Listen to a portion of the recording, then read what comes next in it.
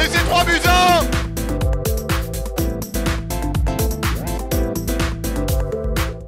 Chers abonnés, chers téléspectateurs, merci de nous retrouver sur la Lancy TV pour cette deuxième édition de Footmatch, votre magazine hebdomadaire du football genevois. Au programme cette semaine, 3 rencontres, celle entre le FC Verrier-Sport 2 et le FC Kosova. La rencontre qui se déroule ici même au stade municipal d'Aunay entre le FC Aunay qui reçoit le FC Versoix. La troisième rencontre verra le CS italien affronter dans son antre du Bois de la Bâtie le FC City. Oui Guilhem, et le premier match que nous allons vivre aujourd'hui, c'est la rencontre entre Verrier-Sport et Kosova Genève. Information importante, match en retard mercredi dernier remporté par Verrier-Sport face à l'équipe de l'US Carouge FC sur la marque de 4-1. Est-ce que le déclic a eu lieu pour les Verrites? Eh bien c'est ce qu'on va découvrir en images. L'équipe Kosova qui peut repartir, on va chercher une longue transversale. C'est très bien joué, ce ballon mis sur Gachi. Gachi qui va contrôler, retour de la défense. Gachi avec un décalage, c'est bien joué. Deuxième poteau, c'est but. Oh, c'est bien joué, la réussite de Frangi, Darlan Frangi qui peut marquer le 1-0. Quelle belle phase de jeu là de la part du capitaine qui a vu son coéquipier de notre côté. Et cette frappe de Frangi, premier poteau qui permet à Kosova Genève de prendre l'avantage. Une très bonne entame de Kosova avec ce ballon renvoyé maintenant, récupéré avec un renvoi manqué avec Elzar. Le tir bien essayé de la part d'Elzar qui voit sa frappe passer de peu à côté. Et on termine ce premier quart d'heure de jeu avec cette déviation de la tête. Attention avec Gachi qui va passer entre les deux défenseurs, c'est bien joué. Gachi, le tir, ça passe par-dessus. Il avait remporté son duel face à la défense. Très solide le capitaine. Et on trouve le décalage, mais un ballon qui n'arrivera pas. C'est finalement Cesareo là, qui a pu relancer. Attention avec un tir croisé. Ça passe à côté, l'action de Châtelain. Lancé en profondeur et qui exploite mal ce service de son coéquipier. Avec cette possibilité pour Châtelain de repartir. Transversale, déviation de Cesareo. Bonamusa, l'interception. Bonamusa avec un centre aux 5 mètres, la reprise de la tête, c'est repoussé par le portier Eltar, avec la frappe et les contrées. Très belle intervention du portier avec un tir, qui est finalement sauvé sur la ligne. La frappe signée du toit, on domine et on se crée des occasions du côté de Verrier-Sport. Il ne manque que la conclusion aux joueurs verrites. Avec ce dégagement et ce duel aérien remporté par les visiteurs, un cuir sur le pied de Moukoko qui a lancé Gachi. C'est bien joué, Gachi qui va affronter le portier. Oh la fin de tir, c'est superbe. Le but de Gachi qui fait croire au portier qui va frapper croisé. Lui, le portier Garcia là, qui est allé du mauvais côté dans la foulée. Conclusion de Gachi qui marque son 3e but de la saison et de très belle manière. L'équipe de Kosova qui était dominée lors des dernières minutes et qui mène 2-0. C'est Bonamusa qui va se charger de ce coup franc. On est proche de la fin de cette première période. Ballon roulé. Le portier était sur la trajectoire. Osmani parti du bon côté. Bien essayé là de la part du numéro 14. Et déjà 9 minutes dans cette seconde mi-temps. Le très bon travail de conservation de ce ballon de Châtelain. Le décalage, Eltar, ça revient sur Châtelain. C'est bien vu là avec le décalage de l'autre côté. Un joueur tout seul et qu'une frappe par-dessus la transversale. Le tir de Bonamusa en excellente position. Quelle belle offensive proposée par le Verrier-Sport dans cette 55e minute. Et ce ballon à mi-terrain, on va tenter de repartir avec une déviation de la part de Bonamusa. Un cure mis sur le côté, ça perce la défense, là on monte. Tenter d'amener le danger avec la passe en avant. Châtelain qui va récupérer le tir. C'est contré. C'est contré, c'est la réduction de la marque. Verrier-Sport qui se relance dans ce match. Sur cette déviation du défenseur. Pas de chance pour Rafik El Kolti, qui a tenté d'éviter le pire à son équipe. Et c'est ce qui s'est passé finalement avec cet autogol qui relance les Verrites.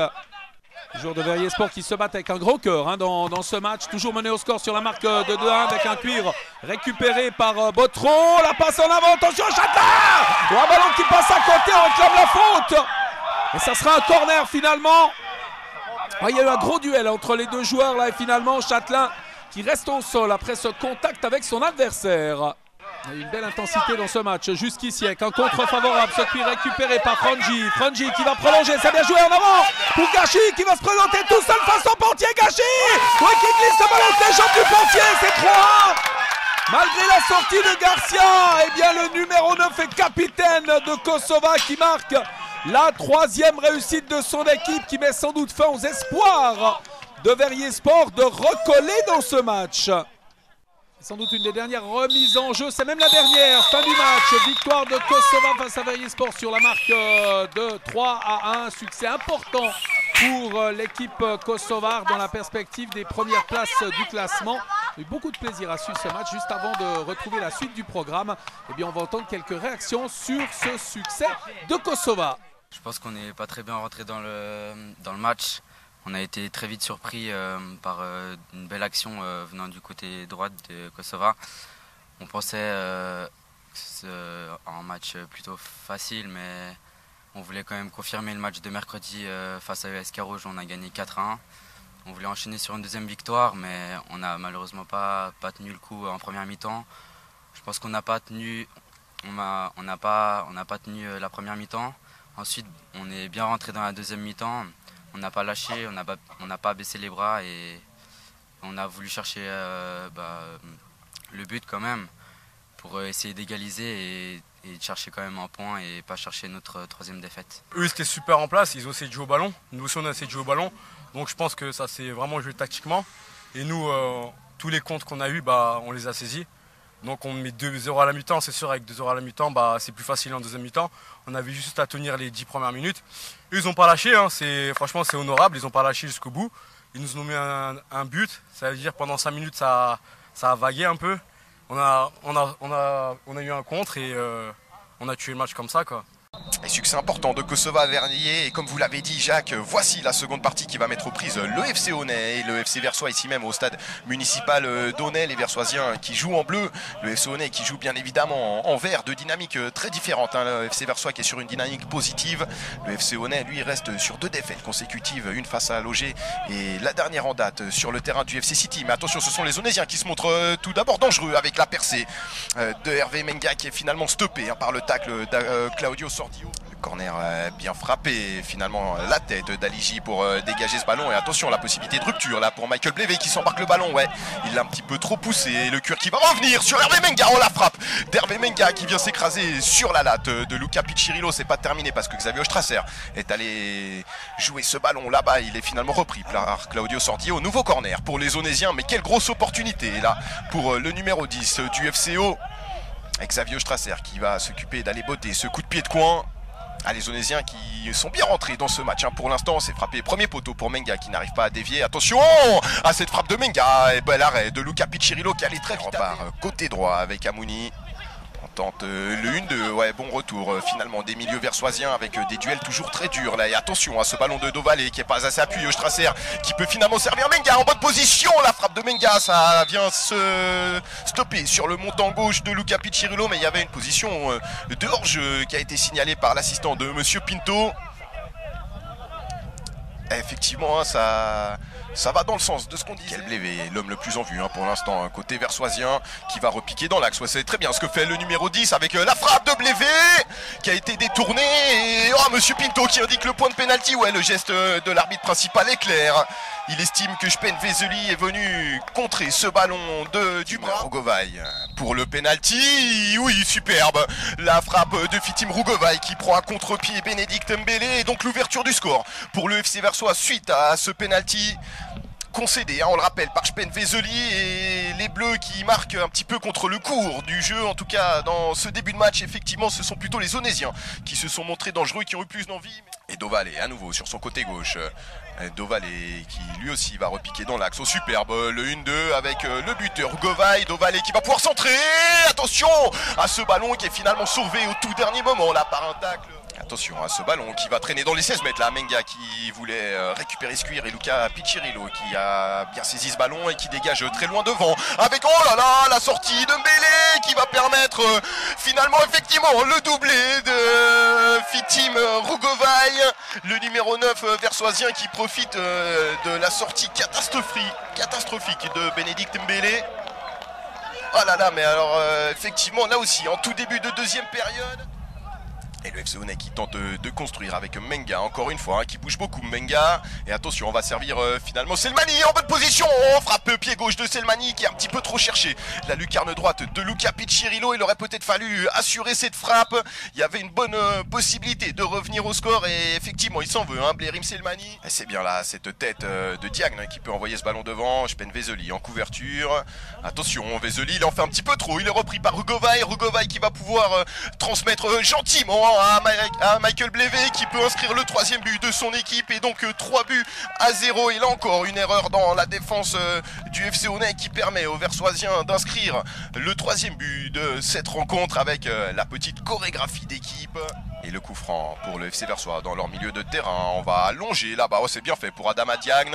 Attention, il va très très vite. Le numéro 14, il est frais. Il vient de rentrer au superbe. Le contrôle orienté de Diagne qui peut servir bien évidemment au Fitim Rugovaï pour le triplé du numéro 9 aujourd'hui qui vient remercier Adama Diagne. Effectivement, c'est lui qui a fait quasiment tout le travail. Le numéro 14 sur son aile droite sépare d'un superbe coup franc là.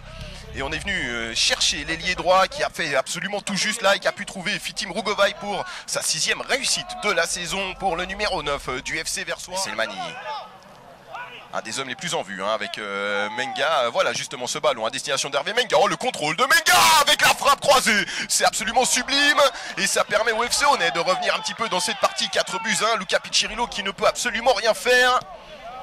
Et voilà, ils sont récompensés de leurs efforts, les Onnésiens, ils sont récompensés aussi de leur bon état d'esprit. Et le FC Versoix qui ne lâche pas le morceau et qui continue à l'image de Hugo Tony là, qui prend le côté gauche. Il va laisser finalement ce ballon. Et il va venir le demander dans l'axe off et c'est finalement pour lui. Oh superbe, la frappe d'Hugo Tony qui vient mettre le plat du pied exactement où il faut. Hors de portée de Bénédicte Mbélé pour le 5-1. Le FC Versoix qui est en démonstration offensive aujourd'hui. Et les Versoisiens qui ont encore faim de but et un nouveau décalage encore côté gauche. Attention, c'est du 3 contre 2. Le ballon pour le 2e buteur et finalement c'est pour Diagne qui vient allumer les buts de Bénédicte Mbélé sur cette superbe passe de Michael Blevé qui a été très très altruiste et qui permet à Adama Diagne de scorer. Et peut-être une dernière offensive avec Borcar, le capitaine, qui va tenter d'envoyer un long ballon devant. Un ballon qui a été dévié. Ça va finalement terminer dans les pieds de Selmani. Attention, Selmani, il peut rentrer dans les 16 mètres. Il se met sur son pied droit avec la frappe de Selmani qui vient fuir le cadre début de Luca Piccirillo. Et là encore, le petit numéro 8 du FC Honnay qui s'est peut-être pas assez appliqué devant les buts. Et encore une fois, il s'en veut.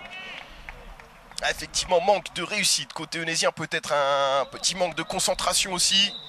Et vous l'entendez donc Monsieur Pinto qui met un terme à cette partie qui voit le FC Versoix battre le FC Honnay sur son terrain sur le score de 6-1. On va entendre les réactions suite à ce large succès versoisien avant de retrouver Jacques pour l'ultime résumé entre le CS italien et le FC City. Je pense que c'est bien résumé déjà, on a des occasions. Normalement les 15 premières minutes c'est nous qu'on doit gagner 1-0 puis il y a ce penalty qui ces temps les arbitres ils décident souvent contre nous. Après, c'est sûr que dans l'état des choses où on est maintenant, on avait perdu 2 matchs de suite. Donc d'en prendre un, c'était pas la meilleure des choses. Et puis après, le score comme ça, c'est qu'on fait souvent des cadeaux ces temps. On a souvent la balle, on se crée des occasions, nous ça rentre pas. Et puis les autres, on a l'impression que c'est facile qu'ils marquent des buts contre nous. Et puis alors qu'est-ce qu'il faudrait changer dans cette équipe du FC Honnay? Est-ce que c'est plutôt devant le problème ou plutôt derrière? Ou est-ce qu'il faut vraiment tout remettre en question puis essayer de travailler plus fort de part et d'autre pour revenir dans ce championnat? Non, c'est une question d'équipe. On attaque ensemble, on défend ensemble. Et ces temps, j'ai l'impression qu'on attaque la moitié de l'équipe et puis qu'on défend que la moitié de l'équipe. Donc comme ça va pas le faire. Je pense que c'est une question dans les têtes des joueurs. On a peut-être une appréhension ces temps, je sais pas ce qu'il y a. Mais c'est comme ça, j'espère que ça va tourner, il faut travailler. De toute manière, le foot c'est un jeu, il n'y a personne qui est mort, mais je pense qu'en travaillant, en étant solidaire, on peut toujours renverser les choses. Oui, on est satisfait. Je pense que tout le groupe il a su montrer qu'on était capable de réagir et que contre Vernier c'était juste un revers et un temps faible qu'on a eu. Et puis on a senti quand même un FC Honnay qui a démarré très fort en première période. Vous obtenez un penalty et puis à partir de là, vous avez pu dérouler. On a senti que Honnay ne pourrait pas revenir malgré les occasions qu'ils ont eues. Comment vous expliquez ça? Je pense que c'est l'entame de match, on n'était pas du tout dedans. On ne s'attendait pas à ce qu'ils nous rentrent dedans aussi vite. Et on a été surpris par le corner, on n'arrivait pas à sortir de nos 16. Et ensuite, on a eu le penalty, ça a un peu coupé le jeu. Et ensuite, on a su réagir et montrer ce qu'on valait. Eh bien, 7 buts dans votre match, Guilhem, et vous l'avez dit, un résultat qui ne reflète pas totalement, bien évidemment, la physionomie de la partie, tant la domination donnée en début de match a été importante. Et en finalité, eh bien, cette victoire 6-1 de Versoix qui réalise, ma foi, en tant que néo-promu, un très joli début de championnat. Et de notre côté, on va vivre ensemble les meilleurs moments de la partie qui met aux prises aujourd'hui l'équipe du CS italien à la formation de City. Rencontre de City qui totalise 6 points, le CS italien 4 points. Match important pour la lutte et pour se retrouver sur le haut du classement. Aujourd'hui, on se réjouit vraiment de vivre les meilleurs moments de cette partie. Et Robin Schmid au coup de coin, on joue la 33e minute. Ballon dans l'axe, superbe, Sadiki qui peut ouvrir la marque. Superbe frappe de la tête, aucune chance là pour le portier de Vara, qui est battu sur cette frappe de la tête dans l'axe, laissé étrangement seul, le joueur du FC City qui permet à son équipe, donc après 33 minutes, le FC City de mener 1-0. Pour le moment, il y a peu de place pour l'exploit, on l'a dit dans les premières minutes de jeu, de défense très bien organisée. On essaie vraiment de jouer au football, de se créer des occasions, mais les défenses sont solides. 1-0 pour City, ce but de Sadiki et ce coup franc qui va être tiré pour les locaux par Guanou. On joue la 41e minute. Avec un ballon mis dans l'axe, c'est boxé par le portier, un ballon qui va être mal renvoyé par la défense. Ouais, Figueiredo qui égalise. Alors c'est boxé par le portier Valencia et sur ce renvoi manqué, eh bien c'est Figueiredo qui peut marquer son deuxième but de l'ouvrage et permettre au CS italien de revenir à la hauteur de son adversaire. Malgré le travail défensif, c'était une très bonne première mi-temps. On espère voir la même deuxième mi-temps. Attention avec ce ballon récupéré par Schmid. Le crochet de Schmid qui va trouver le montant. Il trouve le montant du but de Vara là, sur ce tir. Bien essayé. Belle prise de risque de la part de Robin Schmid, tout proche de redonner l'avantage à son équipe. Pour l'heure, aucun complexe dans ce match. On joue les coups à fond. Avec un décalage, c'est bien fait. Encore une fois, du soutien avec Schmid. Et il est très présent depuis le début du match avec une frappe. Ouais, bel arrêt du gardien. De Vara, très belle intervention sur ce tir. On a bien fait circuler là du côté de l'équipe du FC City.